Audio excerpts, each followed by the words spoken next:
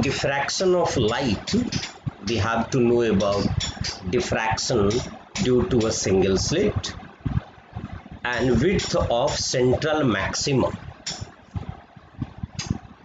First, diffraction, the phenomenon of bending of light around the corners and encroachment of light within the geometrical shadow of the opaque obstacle is called diffraction. In short, we can say bending of the light at the sharp corner of an obstacle is diffraction. Redistribution of energy due to superposition of two waves is interference. Now let us see a source S, a single here the slit, screen. Then see, this one is here, this one an obstacle is here, and it is the slit. If the light goes straight, then at this part, see here, it bends towards this one, not bend the straight. So here we can see the dark, and as we go, this dark will increase. Another, see here, just first compare. It shows it should be like this one, a straight line propagation. Light travels straight if we say, but see actually what happens. See, the light bends at the edge of the corner.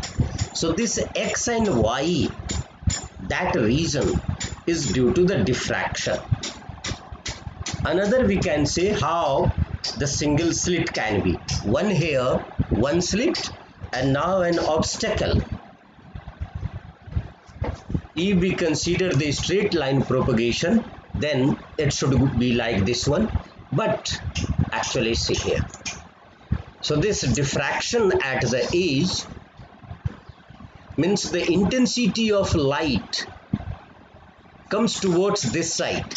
So light bend, here also bend, and the XY region is the region of diffraction. Now the diffraction due to a single slit. As we have seen a single slit, here this diagram is given in the NCERT textbook. Let a parallel beam of light, that is a plane wave front, falls on the single slit.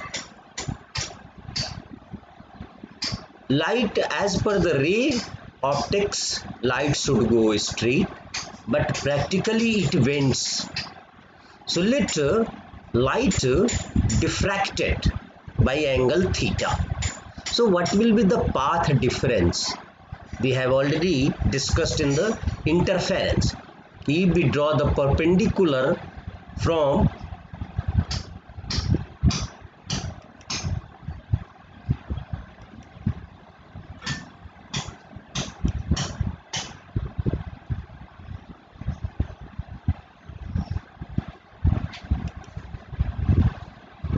this LQ is perpendicular to this line, or we can say NP, then this NQ is del X, and this angle AB is theta. Already we have discussed in the interference. So del X equal to ln sine theta, and if the slit width is A, remember there in the interference we have taken slit width D. Here slit width is taken A. It doesn't mean in the question this single slit width can't be taken as D. It is just assumption to just differentiate. At the point C on the screen, if we place here a screen, then at this point this theta will be 0, means del X equal to 0. And if del X equal to 0, the interference is constructive because path difference is n lambda for all n equal to 0, 1, 2 in interference, then intensity is maximum. So center is bright, and here we can see this center. This is the bright, as we have seen a slit image at first. Now here the condition for nth secondary minima. What could be the path? Here see the diffracted waves interfere, then produces the intensity, and accordingly we say constructive or destructive. So in interference we got two options. If the path difference can be n lambda, then let us see what happens, and divide the slit. So first we are considering path difference is n lambda, means a sine theta is n lambda, and now divide the slit in even parts.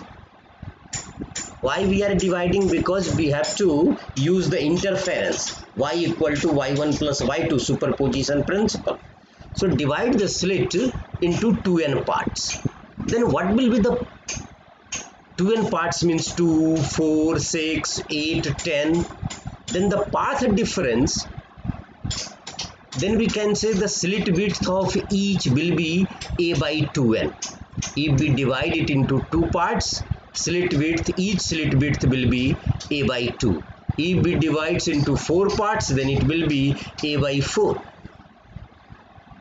So here then the path difference for slit width a by 2n is lambda by 2. How it is?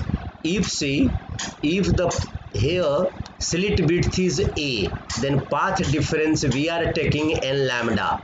So if we say slit width is a, then path difference is n lambda. Now slit width is 1, then it will be n lambda by a. And if slit width of each part is a by 2n, then what will be this quantity into n lambda by a, So a, n cancelled, a cancelled, means path difference here will be lambda by 2. And if just see the destructive interference condition, if the path difference is multiple of lambda by 2, then what will be? Then interference is destructive and hence minima. So what we can say, the general condition for minima is if a sine theta n, means the path difference is n lambda for all n equal to 1, 2, 3, then that will be the minimum interference here. Intensity minimum at P. Now we can take another option from the interference. The path difference is 2n plus 1 lambda by 2. That is, we can say a sine theta, here path difference a sine theta equal to 2n plus 1 lambda by 2. Earlier we have divided the slit into even parts, means 2, 4, 6. Now we divide the slit into odd parts, that is 2n plus 1 parts.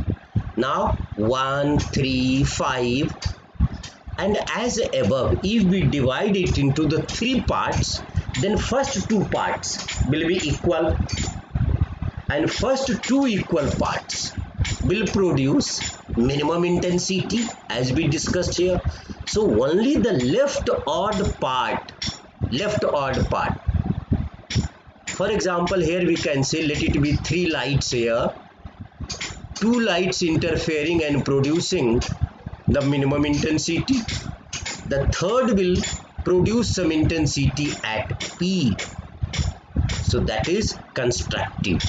So the general condition for here the maxima, here it is the maxima, not minima, it is maxima.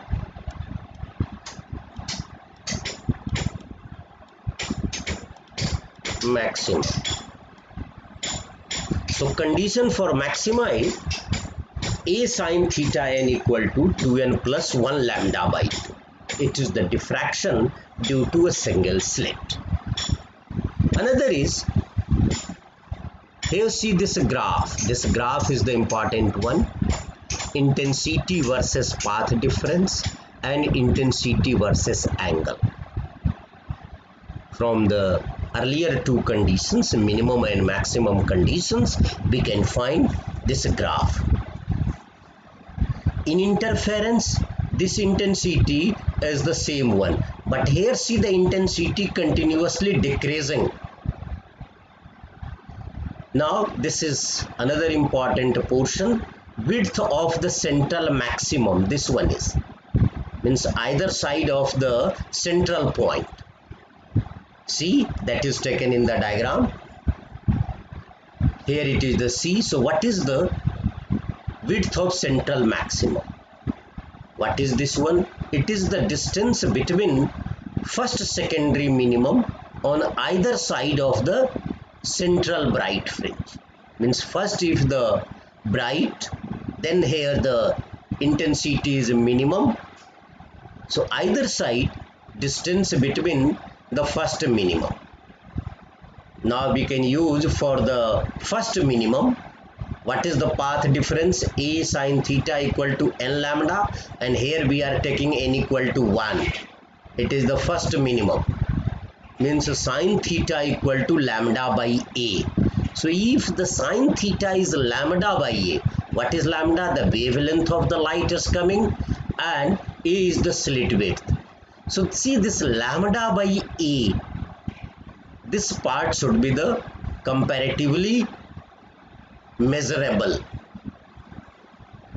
Sine theta is lambda by A, and see if lambda and A are equal, then sine theta equal to 1, that is 90 degree.